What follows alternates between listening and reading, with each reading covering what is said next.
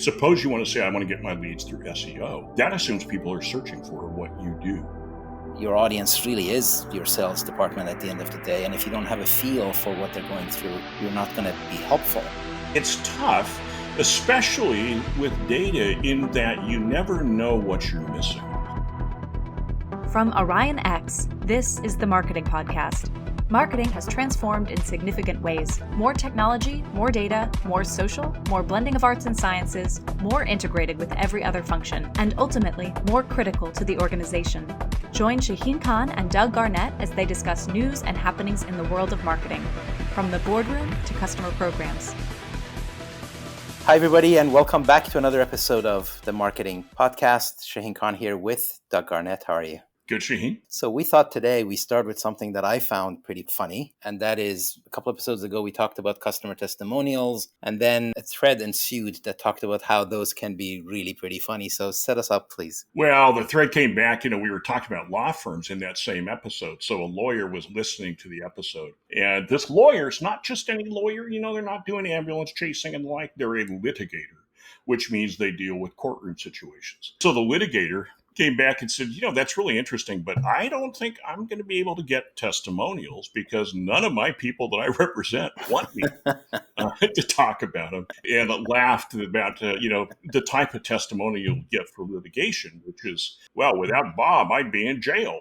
Or, it's very effective testimonial if you could get it. Or when I got sued for malpractice, Sally was able to get me off. There are times when testimonials may not be a good idea. My fraudulent scheme would have done. Yeah, I'm so glad I didn't get caught for that fraudulent scheme. Yeah, so with that, we thought today we're going to talk about lead generation. Let me set it up with a thing that many of us who have LinkedIn accounts encounter daily, which is I cannot believe how many appeals I get from people who promise to get me leads. I mean, it just is ridiculous, the noise level of all these appeals, which are, we'll drive your new business. We can get leads for your business. And of course, they don't really know anything about my business at this point in time, because at this point, I don't need leads. But God, it's such an industry. And I'm kind of mystified by how it has become industrialized. And I don't know what contributed to that and why it has come out that way. I also don't hear success stories anywhere from people who are saying, wow, this lead generation project was really great.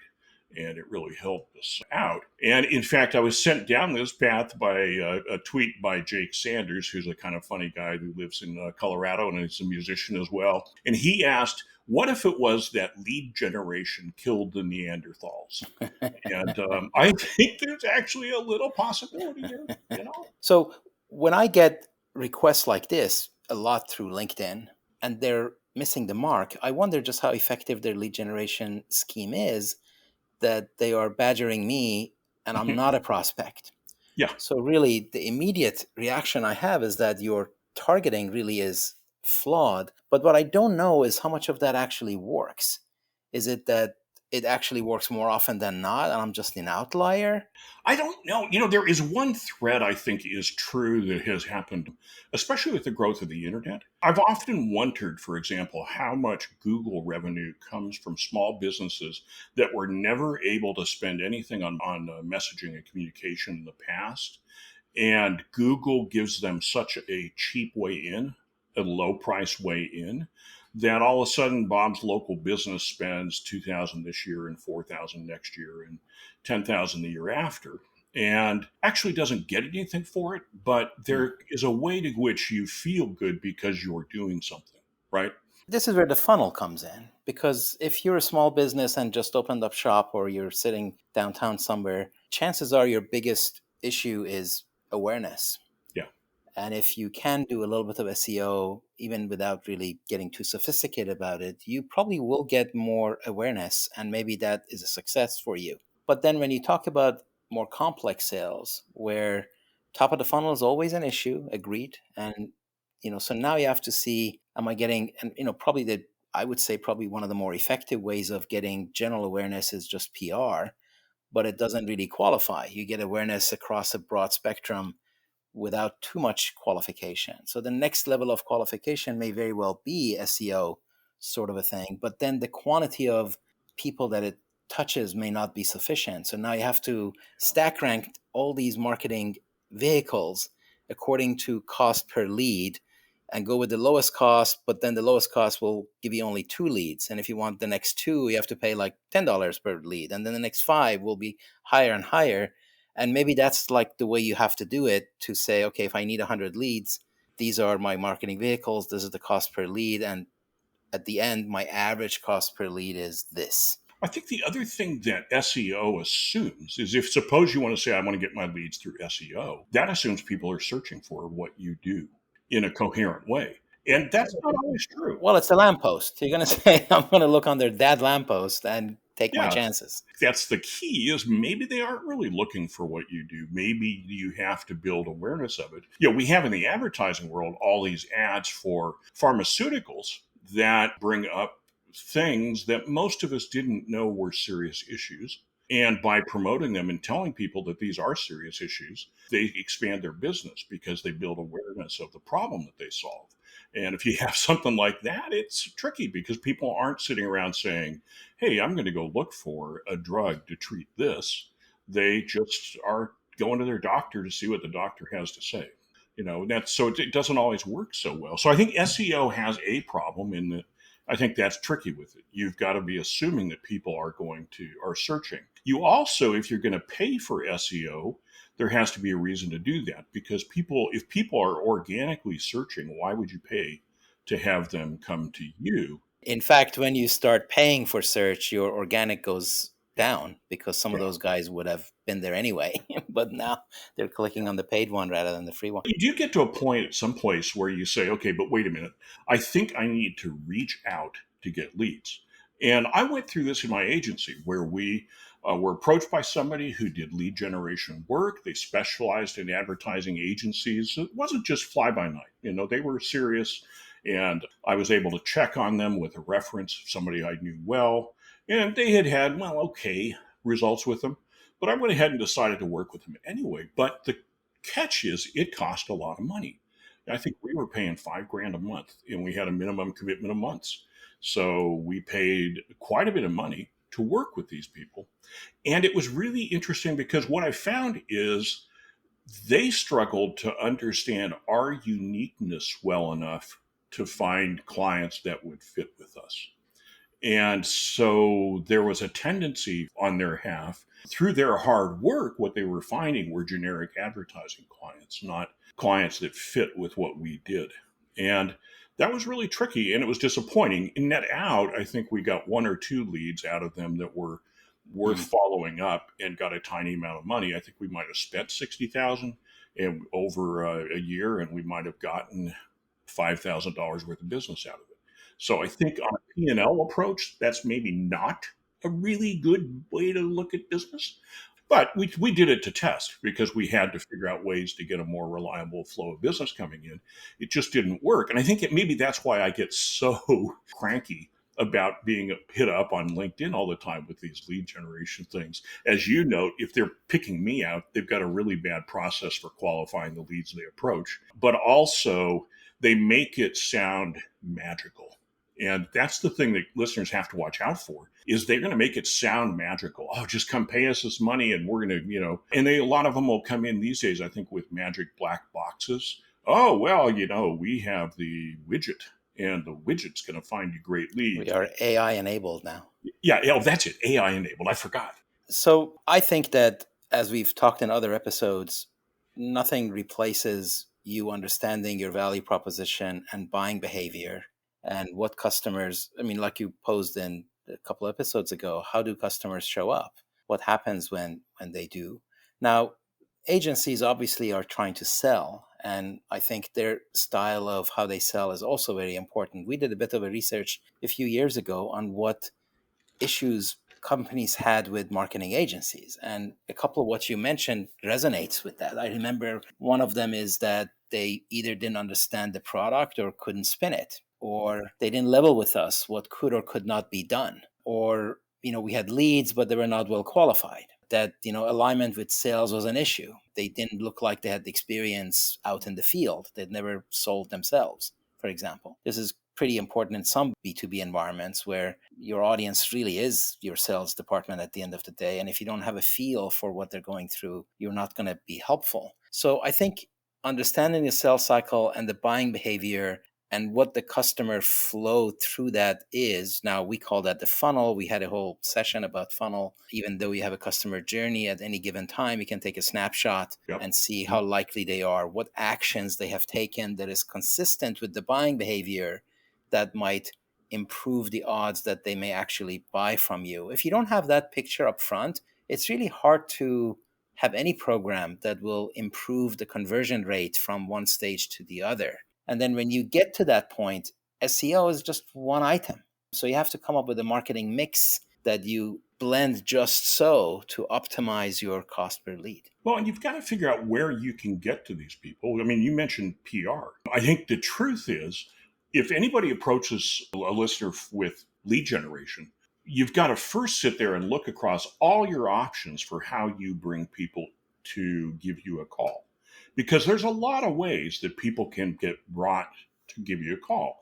We talked about with professional services how important a referral is. And I know a lot of people want to do referral programs and things like that. I'm actually not a fan of referral programs, but if referrals are what, like, in other words, you do good business and therefore your clients say, hey, you ought to call, Shaheen, then you don't necessarily need a lead program, or a lead program is going to be a hard one if referrals are the primary way that you get business. And that is your marketing mix. Referral is your mix. Yeah, and then you look for ways to maybe support referrals. For example, if you can get an article written about you that then a referral can say, yeah, call Shaheen. By the way, here's a great article about him. Right. That can make it stronger. So I think you first of all have to sit back and really look at the challenge. It's not just about throwing people into the funnel. Right. Because if they're bad people, bad, I don't mean like bad people like criminals, but I mean bad people like they not likely to buy.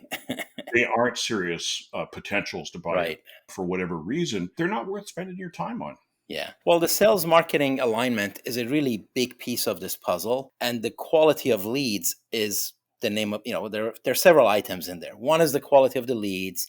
One is who gets credit for what, and how do you make sure that everybody's incented. One is that there's an impact on quota. If I go to the sales management and say, here's a bunch of leads and they represent $100 million worth of business, does that translate into increased quota for the sales guys who are going to dislike you because you just messed with their quota? And the other one is really lead flow. What happens with the lead nurturing? What happens when the lead is kind of not qualified for sales, but also not quite ready to take any action with? So I think that sales marketing alignment is really a big piece, and quality of the leads is probably the crux of the matter there. So the recommendation there usually is to work up front with sales to define what a qualified lead looks like. You cannot do that if you don't understand the buying behavior and whether the signals that you're getting from customers are the signals that are meaningful. Just because they downloaded a white paper, is it material? Is it useful? Do you even know who they are? It could be a student doing research on your, industry that downloaded a product. I had a friend who did telemarketing work for financial software. I think I mentioned this earlier on another podcast, but he did, he did telemarketing sales work for a maker of financial software. And somebody came in and sold him this big lead program. They were going to find the people that had spent the most time on their website, had searched for them. They'd be highly qualified leads. So he started calling them back. And what he found out is the people who spent the most time on their website were trying to get smart enough about the program to go interview for a job.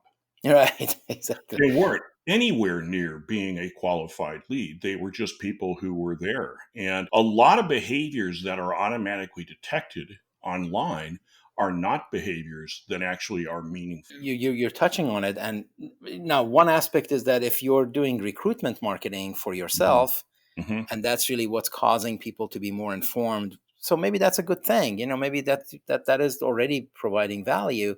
But you just touched it, is that what does your lead scoring look like?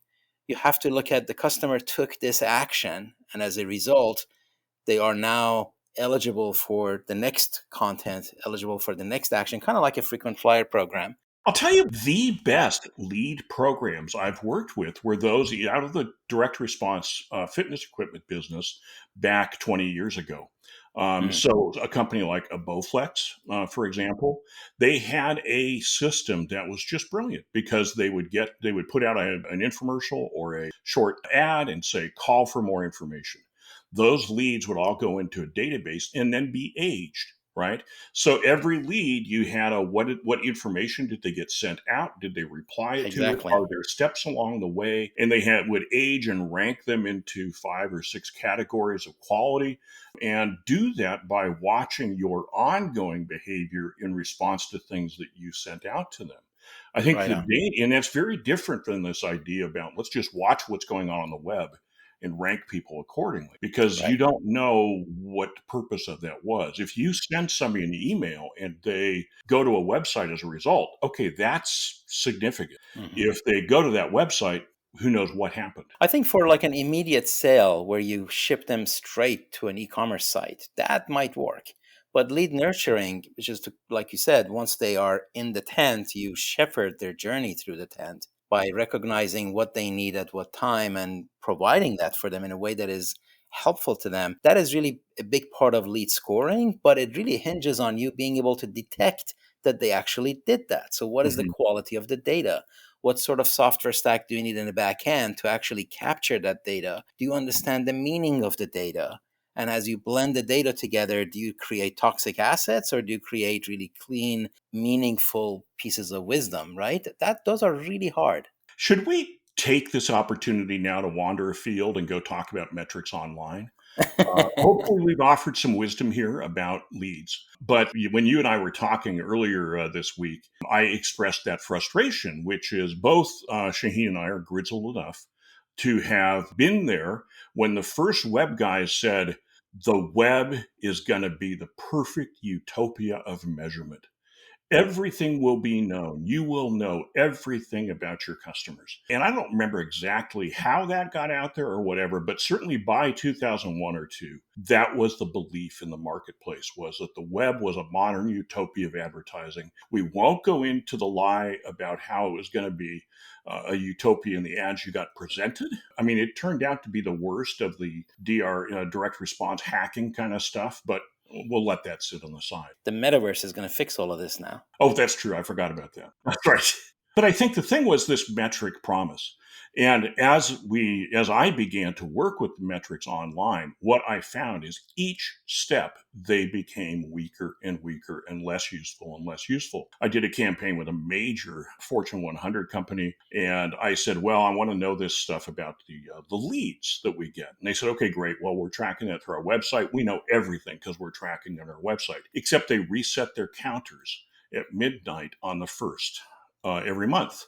I didn't know that. They didn't know that. All of a sudden, we're trying to count how many people responded to an ad. Just a simple thing. And the counters reset. What? Why would you do that? Mhm. Why would you not actually try to maintain this? Well, they didn't really know because they actually didn't know that that was happening. So, for all the Mhm. hype about it, it turns out the seamy underside of the web is it's chaos down there in the counting of what happens and the tracking. Well, in general, counting things is very difficult, Mhm. and especially at scale. Don't tell Uh, kindergarten teachers, but we know it is. well, So, it's a good start to starting kindergarten. yeah. But for example, a good example of that is that if you have a large company with, like, let's say 30,000 employees or something, how many employees do you have?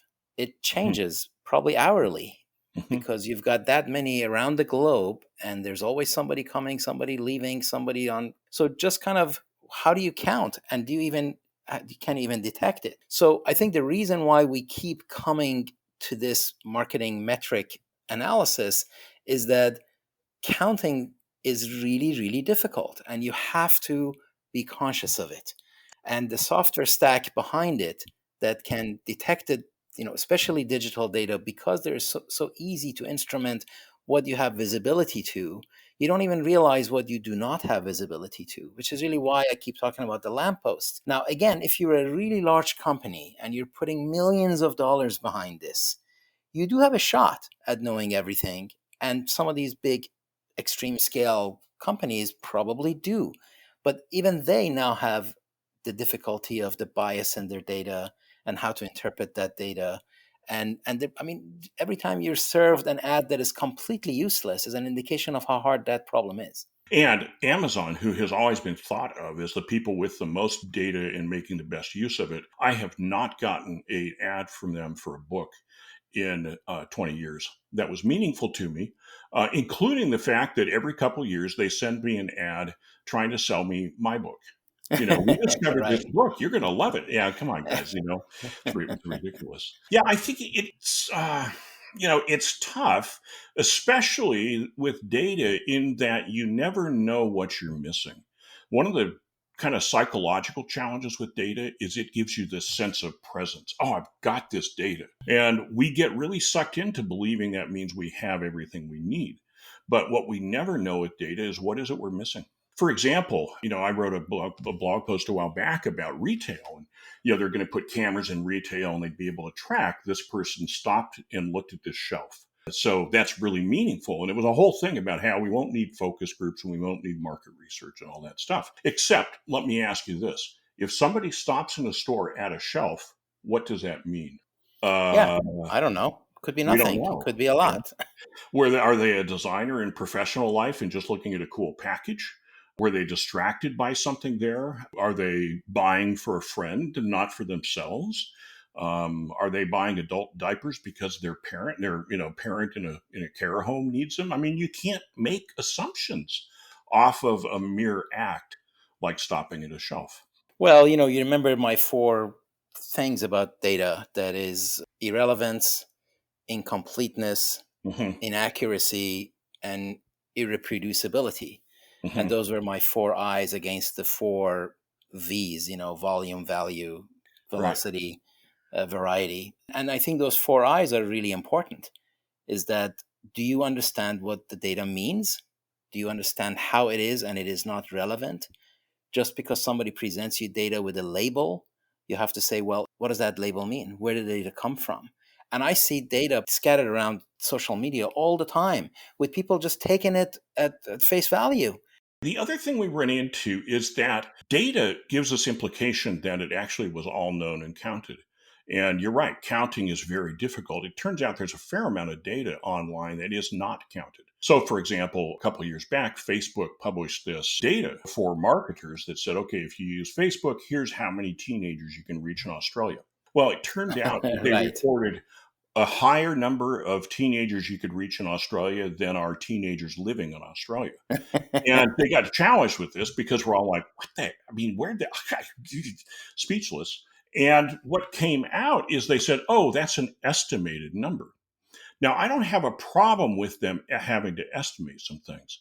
But, that also is really concerning because where do you, as an advertiser, find out that the data they're offering you is estimated? Which leads me to one step further on my rant about this, which is I come from TV world. And in the TV world, we have independent sources of data. So if I want to find out how many people are watching a program, I go to Nielsen. They're an independent shop. They have a few compromises they have to make because they have to get good graces with the stations, but fundamentally they're independent. And they'll criticize networks for things that are, incorrect. There are independents who used to record TV. And then you would put a code into your ad and they would automatically track where it appeared. And you could use that to verify, we have a station report that says it aired at 7:34 a.m. Did it? And you could find out how accurate it was. Online, nothing.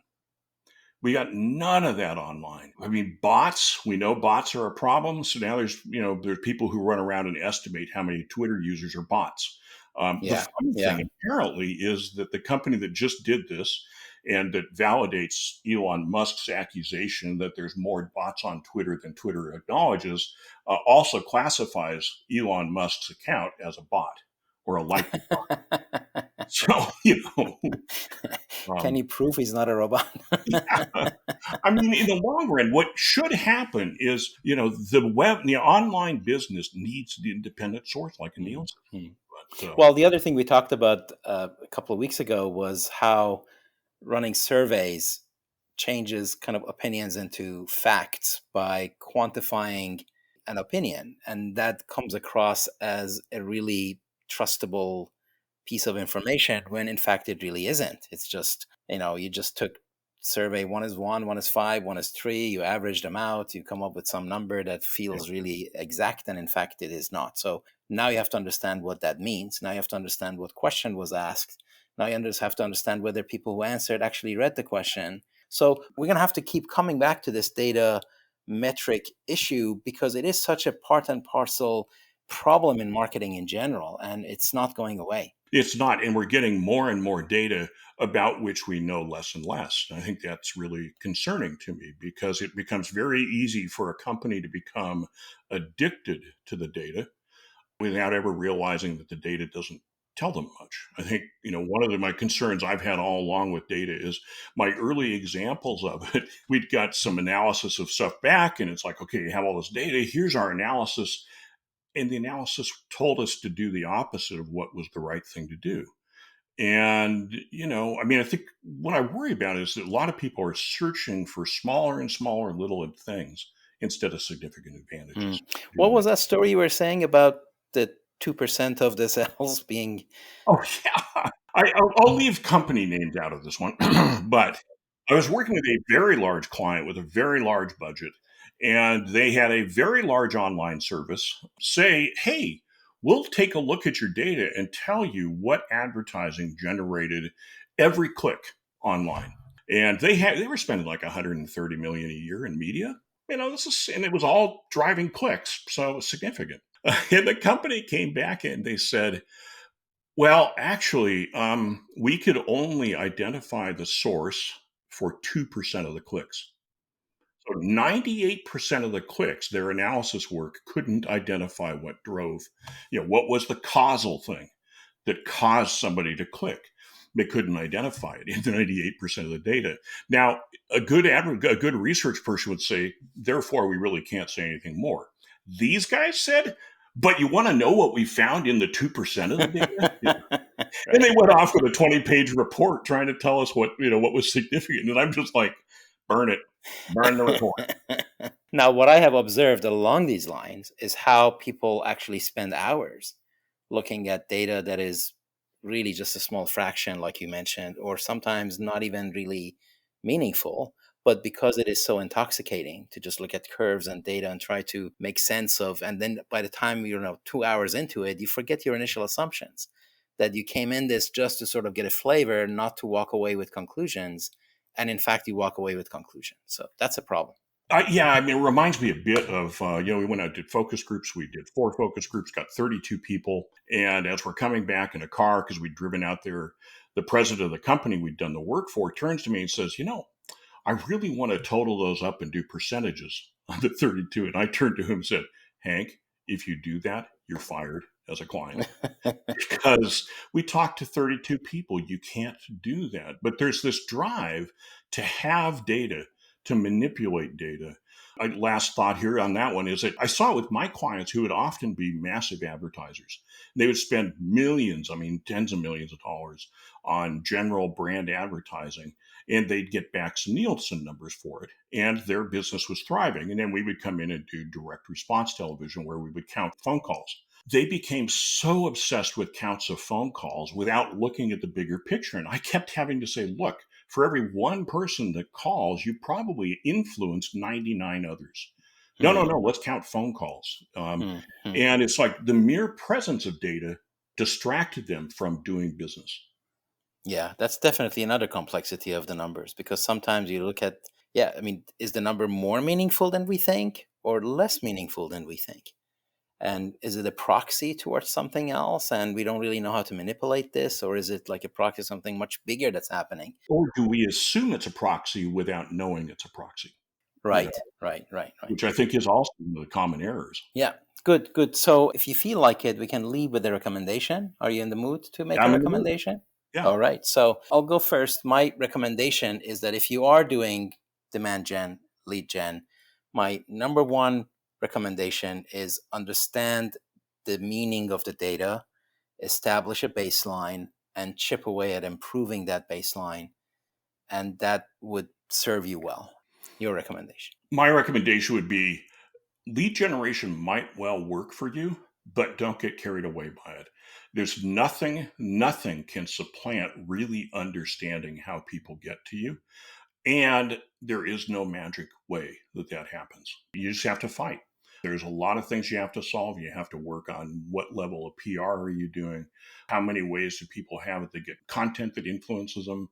In what ways do they get to you? And then can you put leads on top of that, a lead generation effort on top of that? Okay, well then with that, we will conclude this episode. Thank you, Doug. Thank you everybody for listening. Until next episode. Take care.